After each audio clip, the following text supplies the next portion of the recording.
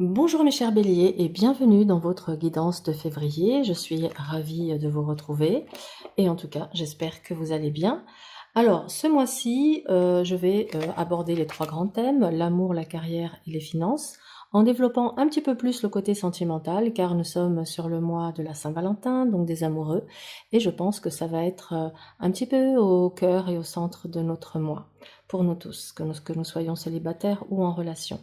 Je vais utiliser 4 tarots, les 22 arcanes majeures à chaque fois, le tarot ici de Bruno de Nice, le tarot ancien italien, le tarot universel et le tarot Art Nouveau. Alors, on va commencer par le domaine sentimental, voir ce qui se profile et ce qui vient à vous. Et je vais faire un tirage à 3 cartes. Alors, on va regarder l'énergie générale côté sentimental pour nos amis béliers pour ce mois de février. Allez, l'énergie générale, nous avons la maison Dieu. Waouh!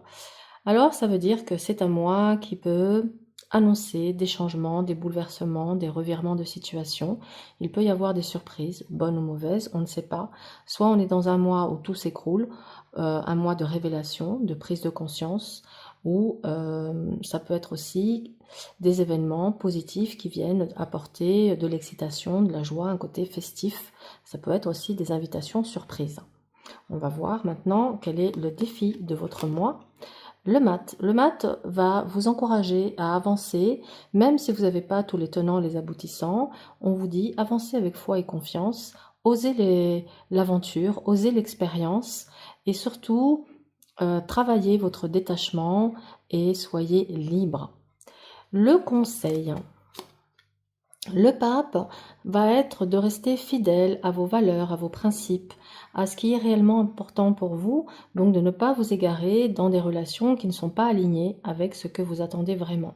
Alors ok, le défi c'est d'avancer avec confiance et d'oser l'aventure, mais l'aventure qui est alignée avec ce que je veux, ce que j'attends. Hein, je ne vais pas faire tout et n'importe quoi parce que sinon, eh bien, ça va faire bobo au petit cœur. Alors maintenant, ce qu'on va faire, c'est qu'on va regarder l'état d'esprit de votre autre. Que vous soyez dans une relation naissante, célibataire, on peut le voir ce que pense votre autre de vous le jour où la rencontre se fera, d'accord? Mais ça, c'est vrai que là, tout de suite, ça va davantage parler à ceux qui sont déjà dans une relation établie, une relation naissante, une relation à distance, une triangulaire, hein, quel que soit le cas de figure. On va regarder ce que il ou elle pense de vous ou ressent pour vous. Je vous invite à penser à la personne de votre cœur pour que ces messages résonnent davantage. Pour ceux, par exemple, qui sont dans une triangulaire, pensez à celle qui est la plus importante à vos yeux et comme ça, on va essayer de comprendre ce qui se passe. Alors, état d'esprit de votre autre vis-à-vis de vous. Alors, ce que il ou elle ressent pour vous, nous avons la maison Dieu, donc on a quelqu'un qui peut être véritablement bouleversé, ému, chamboulé par votre rencontre si c'est quelque chose de nouveau, ou qui peut être dans une remise en question si la relation est déjà établie. Donc ça pourrait être aussi des sentiments qui sont en train de s'écrouler. Soit on est sur un coup de foudre pour les nouvelles rencontres, soit on est sur quelque chose qui est en train de s'effriter, de se détériorer. Donc il y a une vigilance ici. Alors, comment est-ce que votre autre vous perçoit? On vous perçoit en papesse, donc peut-être comme quelqu'un d'un peu passif, d'introspectif, d'observateur.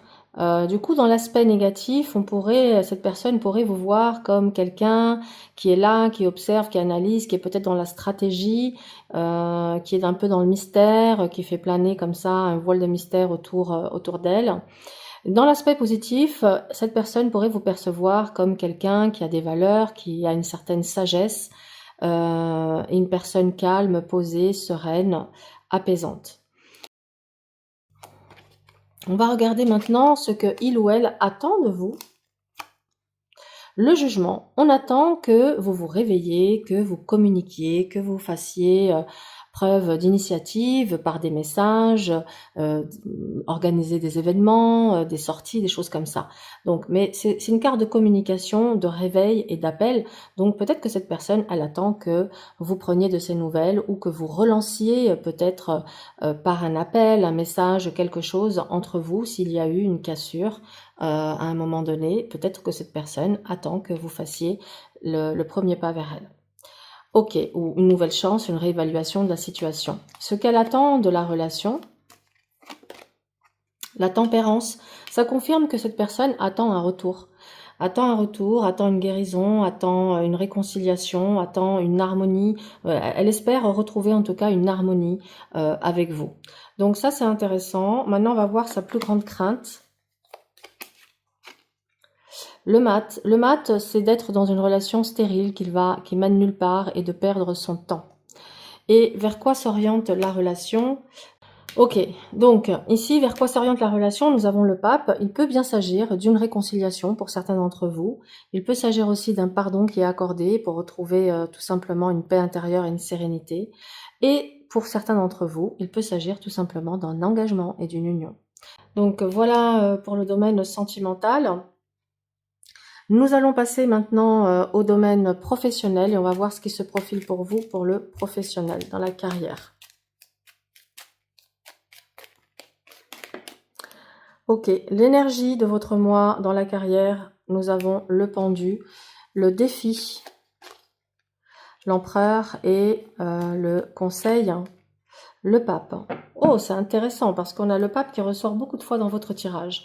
Alors, vous êtes sur un mois professionnellement ou peut-être que vous allez sentir une certaine fatigue, lassitude, besoin de faire une pause, peut-être de faire un arrêt maladie pour burn-out, pour tout simplement peut-être un petit souci de santé passager, peut-être le besoin aussi de se dire attends, je me pose, je réfléchis, je prends un peu de hauteur sur la situation, j'essaye de voir les choses sous un nouvel angle et je vais peut-être trouver des solutions par rapport à une problématique quelconque.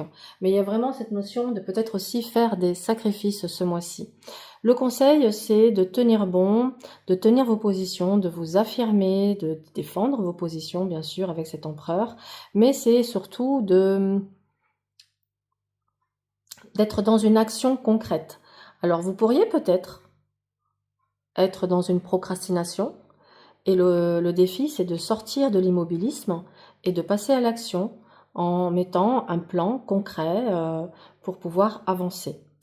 Et donc, le conseil, c'est de peut-être vous faire accompagner et aider par un mentor, par un expert dans votre domaine d'expertise, peut-être pour vous aider, vous coacher, vous aider à sortir de cette procrastination.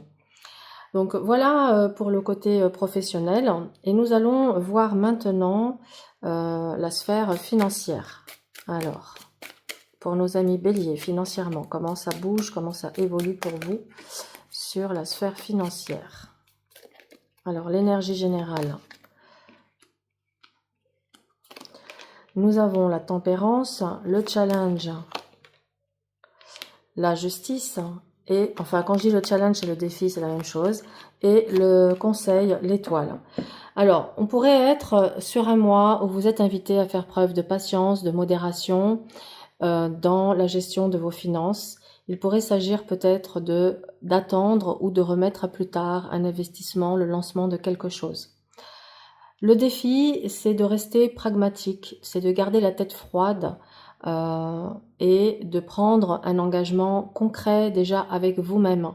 Si vous avez besoin de retrouver équilibre et harmonie dans les finances, peut-être que vous avez besoin d'appliquer certaines règles, de mettre une certaine discipline, une rigueur dans la gestion financière.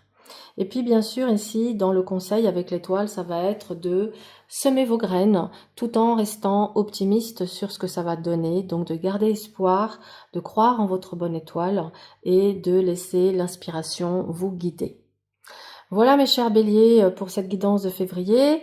Dites-moi en commentaire quel est le domaine qui résonne le plus avec ce que vous vivez. Et bien sûr, n'hésitez pas à liker, partager et commenter, cela m'aide à gagner en visibilité. Pour ceux et celles qui souhaitent une guidance personnalisée, vous avez toutes les infos en barre de description. Et pour ceux et celles qui seraient intéressés par une formation au tarot de Marseille, vous pouvez trouver ma formation en ligne sur mon site internet. Voilà, je vous souhaite un excellent mois, prenez soin de vous et à très vite.